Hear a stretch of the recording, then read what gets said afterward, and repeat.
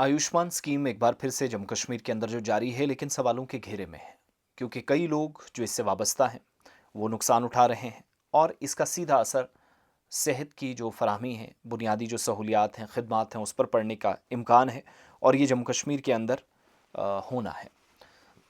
एक ताज़ा मामला जिसकी तरफ मैं आपको ले जाऊंगा, क्योंकि जम्मू कश्मीर के अंदर ये जो आयुष्मान भारत स्कीम है, 5 लाख तक मुफ्त इलाज आप मुख्तलिफ अस्पतालों से, प्राइवेट हो या गवर्नमेंट, वो करवा सकते हैं। लेकिन डायलिसिस सेंटर्स भी, जिनका हुकूमत की तरफ पैसा काफ़ी पेंडिंग है, जो इलाज करते हैं, साजो सामान देते हैं और हार्ट सर्जरीज तक, जो बड़ी मुश्किल पेचीदा और सबसे ख़तरनाक सर्जरीज हैं, इनसे ये सारी सर्जरीज करने के बावजूद भी किसी तरह की राहत लोगों के लिए नहीं थी। 15 अप्रैल से ये सर्विसेज मअतल रखने की वार्निंग दी गई है। Private hospitals and dialysis centres association के एक मेंबर ये भी बता रहे हैं कि स्टेट हेल्थ एजेंसी की तरफ से जो पेमेंट्स हैं वो कई महीनों से इल्तवा हैं। कुछ बिल जुलाई 2025 से और कई केसेस 2021 से बकाया हैं, जबकि अस्पताल में पहले ही जो है वो इलाज फराहम किया जा चुका है, लोगों का इलाज हो चुका है मुफ्त इलाज के नाम पर, लेकिन पेमेंट्स अभी तक नहीं आई हैं। सर्जरीज, दिल के जो पेचीदा ऑपरेशंस हैं, स्टंट की तनसीब है और जान बचाने वाले डायलिसिस सेशंस हैं, ये सारे शामिल हैं, ये सब करवाया गया है। अब एसोसिएशन बता रही है कि जम्मू कश्मीर की आवाम से बड़े भारी दिल के साथ, with heavy heart, they are appealing to the masses of Jammu and Kashmir कि माली बहरान है, ऑपरेशनल मुश्किलात हैं। माली बहरान क्या है? फाइनेंशियल क्राइसिस है, पैसा वक्त पर नहीं आ रहा, तो आप मुफ्त इलाज कैसे करेंगे?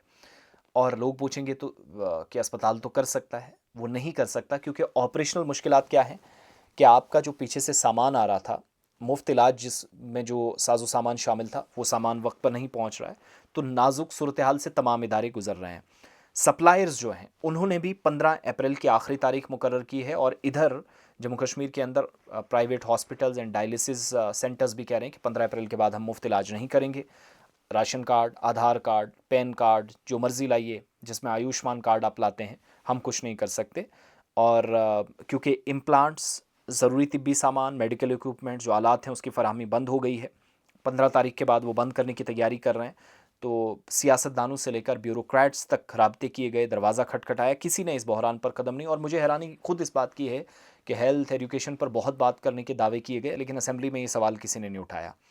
पिछले साल भी मार्च अप्रैल में ये प्रॉब्लम आई थी, इलाज रुका था, लोग अस्पतालों से वापस लौटे थे, और सबसे ज़्यादा डायलिसिस सेंटर्स में, जहां मुफ्त इलाज 5 लाख तक लोग करवाते हैं, डायलिसिस करवाने के लिए जो पेशेंट्स जा रहे थे, कैंसर पेशेंट्स को ज़्यादा मुश्किलात आई थी। तो माली मुश्किलात के बावजूद गुज़श्ता कुछ महीनों में बगैर किसी तात्तुल के इन इदारों ने अपनी खिदमत जारी रखी।